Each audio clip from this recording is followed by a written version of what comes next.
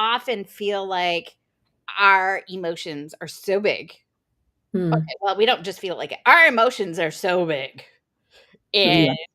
and we get stuck in that rejection sensitivity dysphoria. And I am actually going to talk about what that is first. Please. What is RSD? It's a neurological and emotional response. So I think we often have this wrong thinking that it's just an emotional response. It's not. It is a neurological response, which is why our emotions are so entrenched. I think is a good word for it. We get so Heavy entrenched in those sometimes. emotions. Yeah, Hmm? heavy. Kind of They're so heavy. heavy.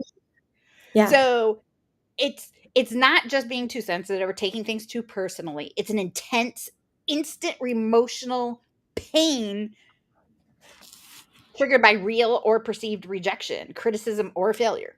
Mhm.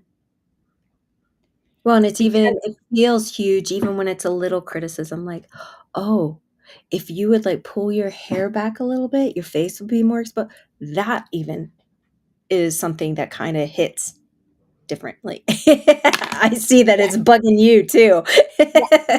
So so the thing that I want you let's talk about the neurobiological part of it. It's not about your character or the fact that you're too much or a drama queen or whatever we've heard. It's about your brain wiring. Your nervous system reacts and then it increases cortisol. It decreases your dopamine. It increases your fight or flight. So it is a survival response. Your Right. brain is trying to protect you even from social danger. And of course, our brains, being overactive as they are, overshoots it. Mm. Yes. Yes, yes, yes. Yes. I say So, yes more. yes. And then we also have the trauma informed part of it of remember, we're criticized 20,000 times more. 20,000 people. 20 with 3 more zeros on it. 20,000 times more than our peers on emotional Mhm. responses and being too lazy or whatever, whatever, whatever. So emotional regulation gets that fight or flight piece added to it. And again, it Yeah. overshoots. So it is a Yes. neurological response. It's not just an emotional one. And I think that's the Well, one and thing that people need to remember. that's a big thing right there because it's always assumed it's just an emotional response. And that's why we've gotten a lot of that criticism of, "Oh my gosh, you're so much. Oh my gosh, you're too much. Your emotions, you're so sensitive." And I'll be honest, I had that told to me a lot is that you're so sensitive. In fact, when I even and I don't know that my dad and mom remember this, but it's okay if they don't. When I was younger and I said I wanted to be a social worker, my dad told me, "There's no way you could be a social worker. You're too sensitive." And I thought, "Oh, maybe I can't." And so I never pursued it. I never did because I thought I couldn't do it. And so do you see how even those little bits and pieces get intertwined in our life and it can stop us from doing the things that we were probably meant to do or stop us from being who we really are or even taking that step forward out of that comfort zone to try it and see. So there's a lot of things that it affects, but when we're told, "You're so sensitive," that shuts people down. It does. And for me, I was diagnosed, and many of you have heard the story. I was diagnosed as mentally retarded, and my family, even in some ways to this day, still treats me Mhm. like I'm mentally retarded. And yes, that is actually a diagnostic term, people. So it's not just me being horrible and negative, but my Right. family still treats me like that. Mind you, I'm somebody with 4 master's degrees, and I think this is part of why I have 4 master's degrees and working on my PhD, and I've built businesses and sold them and done all of these things Mhm. because I'm trying to prove them wrong. And that is a form of rebellion in me, and it also has been a form of rebellion in personal relationships, Mhm. and I'm always trying to prove somebody a point to somebody. Yeah, yeah, we do that rebellion side of it to push back and prove we are good enough. And here's a funny story, you're gonna laugh at this, Danielle. My husband had my son and I digging a trench, and this was in our other house, and we were digging a trench across the driveway because we had a circle driveway. So it was that old little small rock stuff that was in, yeah, and it packed down from like 20 years of driving on it. And so it was hard to get through. And him and my son got into this battle, and it really ticked me off. And so I went and a little, probably too far off on him about it, but he made us so mad. And both my son and I are ADHD. And he made us so mad. We got that trench dug that afternoon because we were so pissed off. And we were like, oh, yeah, watch us. And then Mhm. later on, he's like, yeah, I knew that would make you mad enough to do it. And I was like, that is not nice to do. That But jerk. he's probably in the So other room hearing this. But the reality is that that was an incentive for us. Now, we can use that as something to be, um, I don't want to say a motivator, and I don't want it done in a nasty way, but when we can recognize that sometimes we can use that to move us forward in some areas. So, I hate to put everything into a negative aspect. I just don't like to live that way where everything's a negative. What positive thing can come out of the RSD? Well, that was one of them. I mean, not in the best way or absolutely. shape or Well, form. I will tell you my RSD has made me get 4 degrees and working on my 5th, Mhm. like, but it's made me figure out how to do life better because I didn't want to live in that. Right. And Well, and it's I it's think it's pushing back against that stigmatism of, well, you're just too much, or well, you're just so sensitive, and you can't handle life. No, we can handle life, but the reality is that we handle it differently, and it, we have to understand those big emotions. How are they coming we in? do. And Why? I think the Why? other part of this and where RSD is a negative is when we get stuck in it. And Yes. I have so many clients that come that their ADHD, autism, chronic illness, whatever is the Right. excuse of why they can't do anything because they've been told they can't. And they get stuck in that Yes. rejection sensitivity and getting stuck in the negative phases of that and not seeing that there is, I hate to call ADHD, autism, whatever, a superpower because it's not unless you have, It doesn't unless, always feel that way. It oh, does. it absolutely Yeah, it really doesn't rarely always feels feel like, like a superpower, and sometimes when people say that, and this is my own, and take it for what it is, sometimes I feel like they're saying that and it's a minimization yeah, it's of not. what I'm dealing So with. So how I always explain RSD, all of the negatives that we deal with about being neurodivergent or having chronic illness, because obviously that's a big thing for me. My chronic illness some days, and I will tell you today, hard for me to show up, hard for Mhm. me to be here today. And all of these things, I look at being ADHD as Robert Downer Jr. and Iron Man. I love him. I love that movie. Because when he's just normal, regular, he's freaking annoying and obnoxious and a And narcissistic, arrogant, and I wanna arrogant. slap Yes, him. Right, exactly. right. When he puts on his Iron Man suit, he Yes. has Jarvis in his head, who is way smarter, way more analytical, way more okay, way more, better, Way more everything, and it helps everything. him. And he has that hardened structure around him that is supporting everything that's bad about him. And, sometimes that even reflects back to, like, people that need the weighted blankets. It's almost like when you were saying that hardened structure around him, that's what popped into my head, is having that something comfort that you can just pull around. And that's what Iron Man has. I mean, he's got that Exactly. protection wrapped around him. Well, and somebody else's voice in his head Yes. telling you how to actually get to the point of doing things and instead of just running his mouth and not doing anything Right. else. Right, Because and I'm sorry, it's just cracking me up because there's been quite a few of my clients that they'll talk to me later on, as we've worked together, or even after we've worked together, and they're like, "Shay, your voice is stuck in my head." And I'm like, "Sorry, not not sorry." sorry. Um, well, I have a client who reached out to me yesterday. She was so mad. She was so angry with me. And she was just like, and she hasn't been a client in like 6 months because Mm, she's done so well and she didn't need me right. anymore. She was pissed, and it took me forever because it was just this wall. Oh, I had wow. to keep scrolling 3 or 4 times on my phone to read it all. Uh-oh. And I'm like, "Okay, so what's bringing this up for you?" Well, I tried to use ChatGPT, and alls it spit back, it was your voice at me. And you're in my head, you're in my ChatGPT, you're on my computer, you're in my planner. Why won't you go away? Because I I'm your said, therapist. "Well, let's look at this a little differently." She goes, "No, I did the thing and I got it done and it was fantastic. Just go away." And Oh my gosh, that's hilarious. I'm like, "But did it give you the structure you needed Right? to get the thing done?" She said, "Yes." That's beside the point. Yeah. And she was joking. She was just had to vent and let go, and like I said, I had to scroll for, like, quite a few times on my phone to Wow, read that's all a of lot it, of venting. but it was hilarious. But she's like, "But you built the structure around me so good that I find it in everything that I do now." So, Mhm. she says, "But I very rarely have a day where I fail now." There you go.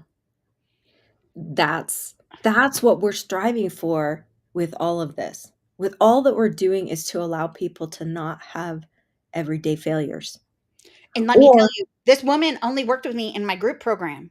She didn't work with me one-on-one because she didn't need that level. She only needed community support and the group coaching calls she learned. And her and I've talked about this because she worked with 2, 3 years. And Mhm, all of those things are now built into every aspect of her life that she doesn't need to continue paying for us. She doesn't need us every day, though she did say she was coming back in because she's going to be moving mhm, and after that's gonna bring Christmas. its own. Yeah, And so she already knows that she's planning to build structure and support system around herself for the big events in life. but she's got those structures embedded into her day-to-day.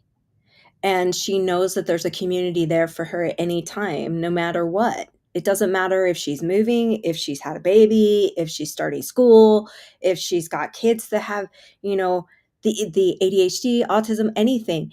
There is a level of comfort when you know that there's a community there, even if it's only like 2 people. Even if it's 15 or 20.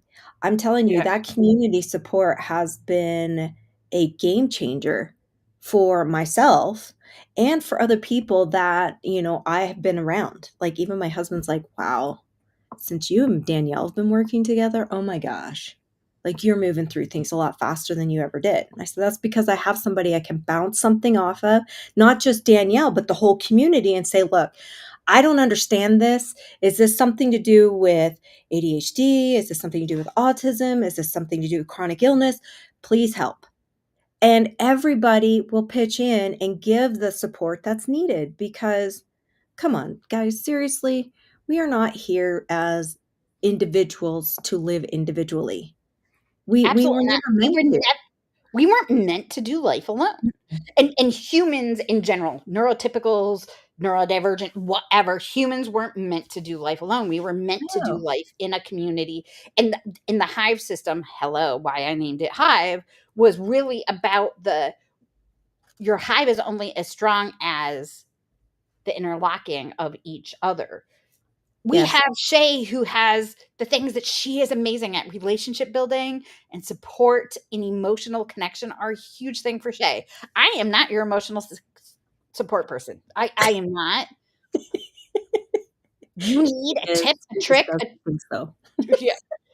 You need a tip, a trick, a tool, a how to. I can give that to you in 2 seconds flat. Do not if you start crying, no, I'm not your best person. Shay is your person. I'll just start crying along with you, so then we'll both be crying, and that's even You better. wanna know what? That helps. It does. It does. It helps. And for women, I need to tell this to all of y'all out there that are having those moments of crying. First of all, let's see, where are you in the age group? If you're in the younger age group, you're releasing emotions. That's part of Um, what we women need to do. If you're perimenopause, you're releasing more emotions. So we cry more like we're pregnant all over again. okay, I have never been an emotional person. ever crying at TV commercials or any of the normal female things that women do when they're frustrated, all that. I have never done that. Then I hit perimenopause. Oh Mhm. my gosh. We should call it perimenopause because that's what it feels like. We can't even talk sometimes. I mean, seriously. But perimenopause really affects, I mean, it affects every woman in some Oh yeah. form or another. But what is not really known out there, and maybe you've talked about it before, I'm not sure, but perimenopause with any neurodivergence, hello, get ready. Because you thought you were riding a roller coaster before.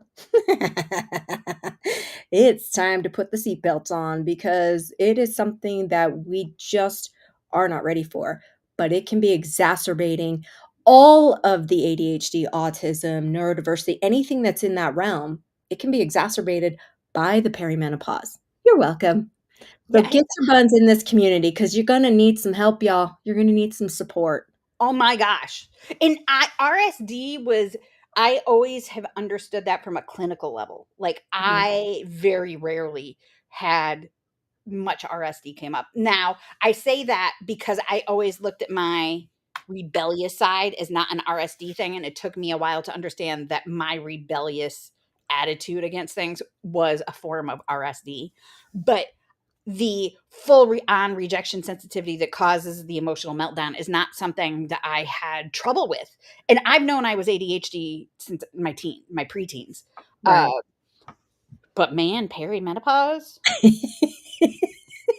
It's a whole new world out there. And I think that's part of why so many women are getting older women are Yeah. getting late diagnosed with ADHD because that hormone shift Mm. is taking the things where we used to mask and be able to mask and create our own systems and figure our life out. And yeah, we did life in a little quirky way, but we were just Right. slightly quirky. And then we hit perimenopause and full on neurodivergence, like every level at the max level of every Mhm. single thing just shows Well, up. and then you're told, "Oh, you didn't have ADHD before menopause.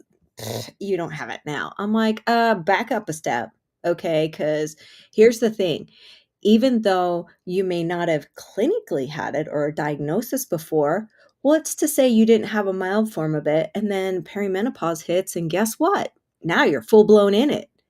So don't underestimate what's going on and don't always believe everything the authorities say because sometimes you know better about yourself than they do. And you can understand more about your own body than they do. They're not walking in your skin. Absolutely not. So let's talk about unmasking a little bit. Mm, What is unmasking for you? What has unmasking been for you? Because you're later diagnosed, and right. these are things that you've gone through more recently. Hmm. Well, I was diagnosed in like late 30s, early 40s. I can't remember, but in that time frame.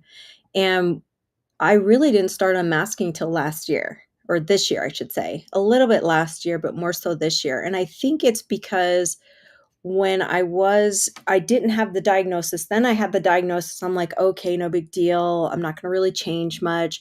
And then I had a car accident, which caused a TBI, mild TBI, which then exacerbated it. And then we throw on perimenopause, and that exacerbated it. So I was always trying to walk around with everything's okay. Everything's okay. It's going to be fine. All of it's good. But at home, my husband would be like, "Oh no, she did not." I mean, I was literally falling apart over the stupidest things or getting upset over the dumbest things because I didn't have any other release. I couldn't release it in front of my friends. I couldn't release it in front of, whoever. I was trying to build my coaching business. I was trying to do this, trying to do that. And there's so many things that we're trying to do that we have to look a certain way or have a certain appearance. And so I was so afraid that if I didn't fit into that square box, that I wouldn't be successful. So there's the masking all the time. Everything's okay. It's all good. Go home, have meltdown. Okay. Then the masking came off. And frankly, and this may come across very blunt and rude, and that's not how it's meant to be. I don't care. I don't care what other people think. I don't care what other people expect.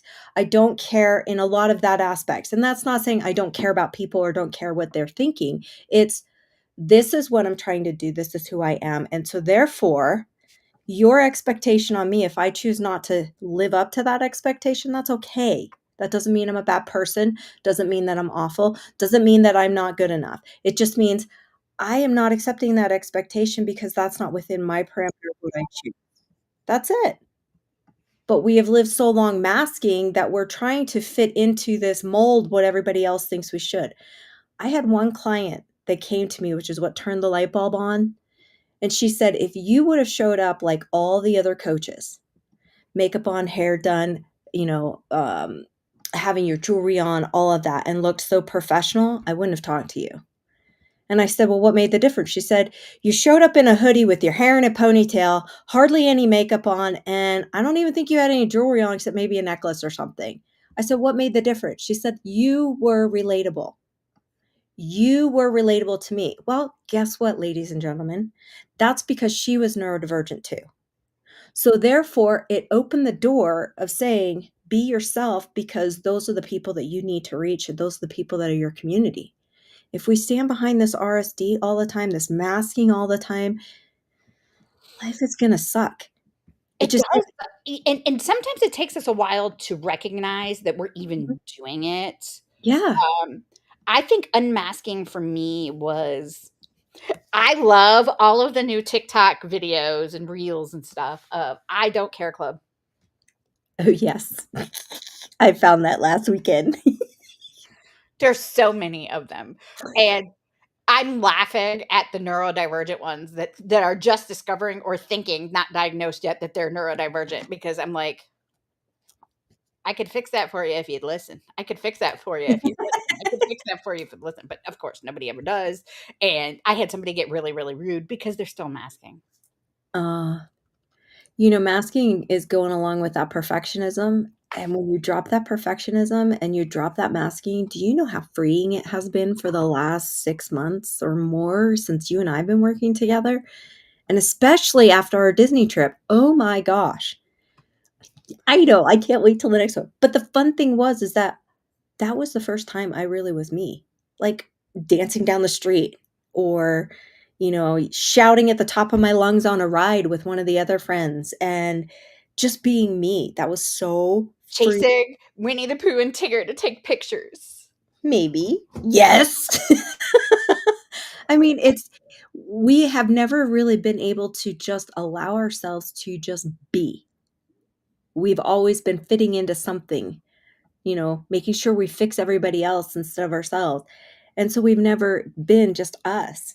And when that happened, I mean, I get very emotional when I talk about it for too long, but it's something that allowed me for the first time. And I'm 54. I had to figure it out because I just had a birthday. I'm 54 now. Running down the street at 53 years old in the middle of Disney, I know nobody cares, but that was a big deal for me.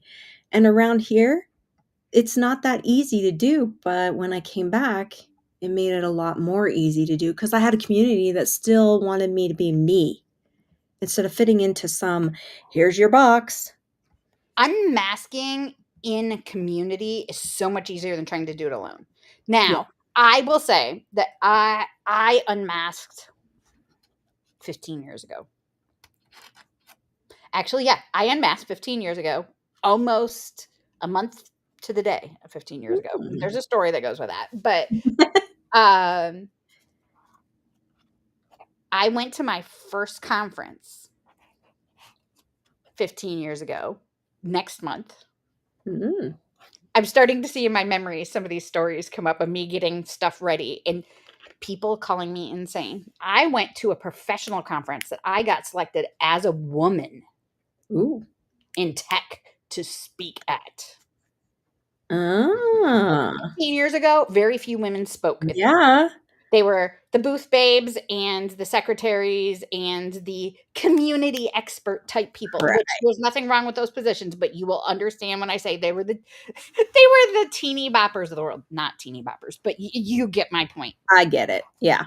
Uh, and I decided to go to this conference because somebody had nicknamed me the Minion Queen because I had a bunch of minions, and because working with IT guys, it's like having a group of minions some days. And I decided that I was going to go in a crown Hmm. and a tutu and have fun with it. That's awesome. So I walked up into I had about 500 IT guys in a room to Uh-huh. come learn from me. And I walked up on stage in a pink, really poofy tutu, like double my size width-wise tutu, a crown, a purple sparkly, and I mean the sparkles were falling off of it, shirt. I So left a you trail of sparkles everywhere I went because everybody laughed that we know Danielle just went through here because she left sparkles behind. Combat boots I like that. and sparkly makeup, like crazy All rave over. style sparkly makeup. And for the first like 15 minutes or so, all of these guys were sitting in their seats with their little pamphlets in front of their face, Trying to figure out who you were. looking over at me every once in a while. By the time we were done, that room of extremely neurodivergent men were Mhm. interacting with me and talking with me. And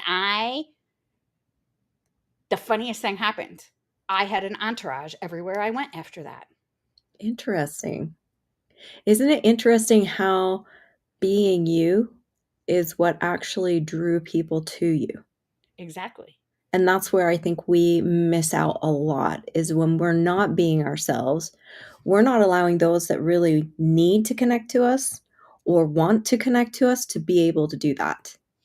And that's where the unmasking comes in to be able to build a community and not only build the community for where you're living, but also build the community from where you're working, building a community from where you're interacting with kids or with teenagers And or with unmasking adults. can look like wearing the Disney ears to a coaching call or whatever. They could look Mhm, like the tutu and the crown at a professional conference. And yes, mhm. now this is my signature and I do this all the time. And I think Chad isn't amused with me when I go to Chad conferences, which is the children and adults with ADHD, because end up with people hanging out with me and people wanting to talk to me, and it's so much Is fun. that the point though? And but that first year we went, Vida had a hula hoop and was hula hooping in the hallway, and we had bubbles, and we were laying on the floor coloring, and we all had tutus and crowns on. And Mhm. it doesn't always have to look like that, though. It can just look like wearing your hair in a ponytail and not wearing the uncomfortable, itchy makeup to a phone call. Yes. It can look like giggling while you color in a coloring book in a corner by yourself. It can look like saying, "I don't give a fuck." Mhm. Uh-huh. All the time. Makes it a lot easier now. It does not have to mean you're crazy and out loud and quirky. Well, and you don't have to be running up and down the street screaming, "I'm neurodivergent, I have ADHD, and I'm gonna be me." You can do that if you want to, but being you doesn't mean you have to be a certain way. Right. There is no expectation to unmasking, and I think that's really hard for especially neurodivergent women to figure that out. What does unmasking look like? And I think that's where, we need each other more. Right. 'Cause sometimes we have to figure out what that means. For some clients, I will say a good portion of my clients, just because of who I attract, it does mean something wild and quirky and crazy and Mhm. loud.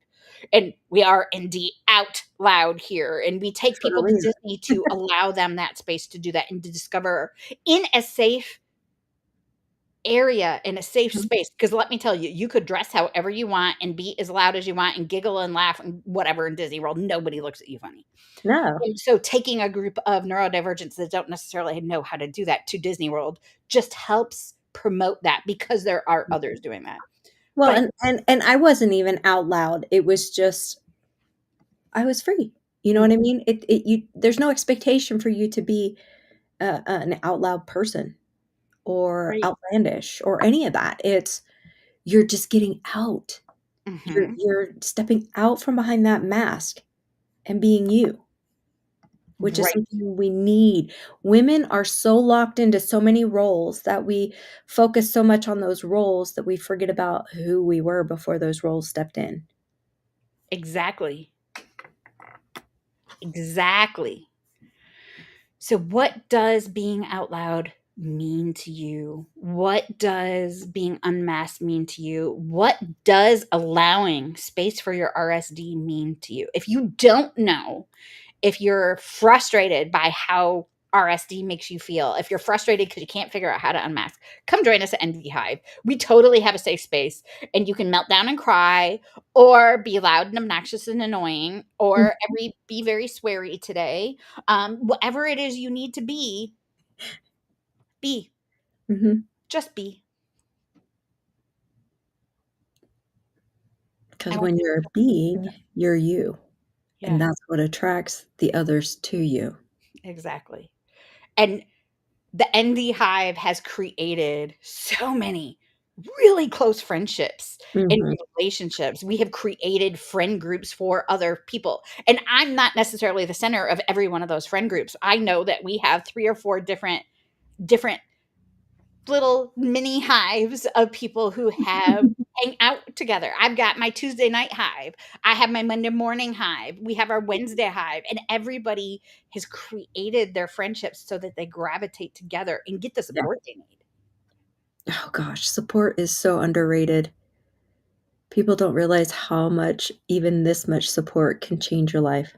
Because we're not telling anybody how to be ADHD or Mm-mm. how to be autistic or how to overcome and cure your whatever. Mm-mm. Don't get me started on that because you're not going to cure it, first of all. Number two, it's the figuring out how to support and create the systems and stuff that you need. And they aren't routines and they aren't new habits that you have to build or anything. The No, only habit I want you to build is show up. When you show up, you're showing up for yourself, not for all of us, not that's for right. anybody else. When you show up, that's when change comes. And if you don't show up, then you've got a team behind you or a support group behind you that You're like, checks in on you and hello, says, "Hey, how how you you doing? doing? Where are you? Yeah. What's going on? Do you need a meme? Mhm. Do you need a phone call? Do you need a text? What do you need? Hello?" Right. So, what do you need today? Find your hive. I really encourage you to find your hive, whether that's with us or someone else. Right. Please find your hive. We would love for you to reach out to us. We are the cheapest hive on the internet. We are $19.99 a month, which is less than $5 a week, and we will be remaining at that price through end of year. It will be going up $7 a month. I don't want to have to raise the price, but I fortunately have to for all of the new things we have coming. But if you get in at $19.99, it will be $19.99 for life. So come in, join us, and get daily support, as in 5 days a week. Okay, actually 7 days a week because people were messaging each other all weekend. It was very busy this weekend and supporting each other. And people did a 2 hour body doubling session yesterday. Come Mhm. join us because everybody's available all the time in the support the way you need for you.